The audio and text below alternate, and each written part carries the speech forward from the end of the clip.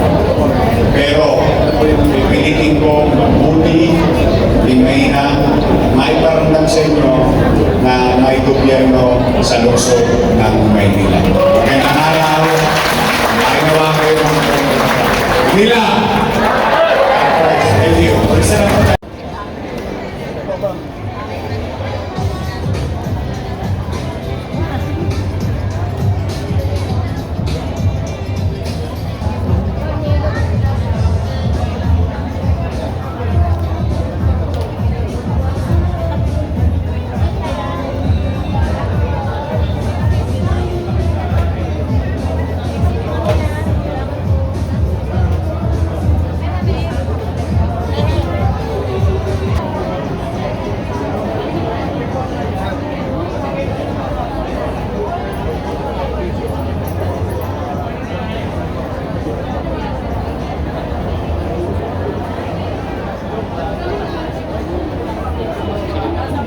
Good morning, Mother.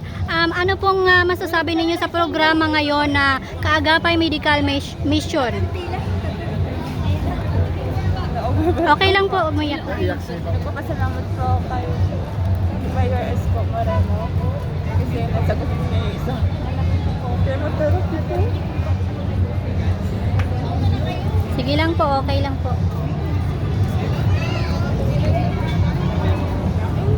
Ayan. Nagpapasalamat po. May ano po yung dinilog niyong tulong po? Para sa chemotherapy po. Sa inyo po? Opo. Anong barangay po kayo, Mother? Po. Ayan, pasensya na po kasi emotional po talaga si Mother kasi isa siya sa nakatanggap ng malaking tulong ngayon mula sa ating butihing Mayor Isko Moreno. And good luck po kay Mother. Maraming salamat dahil meron tayong mabuting mayor na talaga namang tumutulong talaga sa ating mga kababayang nangangailangan. Okay na, Mother. Baka speechless na kasi siya. Magaling po kayo, Nay. Opo, magaling po Ingat kayo. po. Ingat, ingat po. Good morning, Mother. Ano pong masasabi niyo sa programa ngayon, Medical Mission po? Sobrang thankful po. Sobrang salamat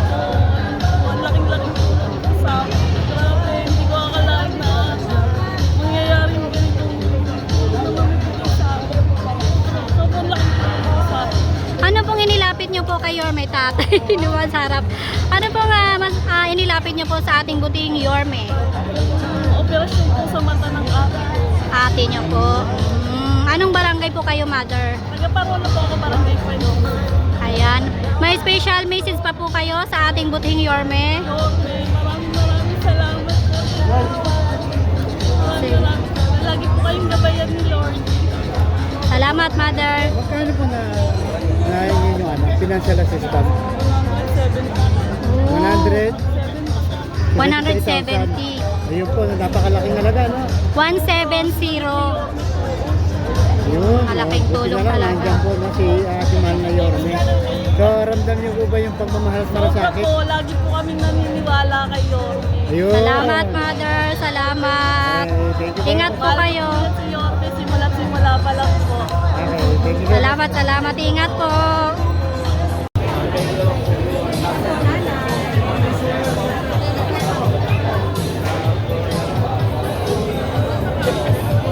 Good morning po. Ano po masasabi ninyo sa programa natin ngayon, ma'am? Unang-una nagpapasalamat po ako sa Diyos. Dahil po sa binigay na tulong. Pangalawa po kay Yorme kasi kundi dahil po sa kanya, hindi po ako ma-opera, hindi po ako makakakuha ng ganito kalaking pera. Pati po sa ating mahal na busy Mayor at sa mga konsehal. Sana po mas marami pa po kayong matulungan kagaya namin nangangailangan. Thank you. Pwede po namin malaman kung ano po yung nilapit yung tulong sa inyo. Humingi po ako ng financial para po sa bakal, para po sa operasyon ko. Yun po kasi medyo may kalakihan po yung alaga na kailangan. Wala naman po akong ganong kalaking pera para magpa-opera. Kaya lumapit po ako sa kanila. Ate, pwedeng ano yung pa-opera? Ano po, hip replacement po. So, lalagyan po ng bakal yung balakang. Kaya kailangan po yung Medyo balakang. magkano po ang may medical assistance? Bali, binigay po ni Yorme yung kabuuan na kailangan ko na 200,000? 250,000. 250, 250. Ano pong barangay po kayo, ma'am? Ako po yung nakatira sa kasalukuyan dito sa Barangay 123, Tondo, Manila. Dito sa May Moriones po. Ayan, mensahe po sa ating Yorme. Yun po, nagpapasalamat po ko ulit dahil po sa programang ganito at natutulungan po nila yung mga mahihirap at nangangailangan na kagaya namin. Maraming salamat. Salamat po. Salamat. Ingat po kayo.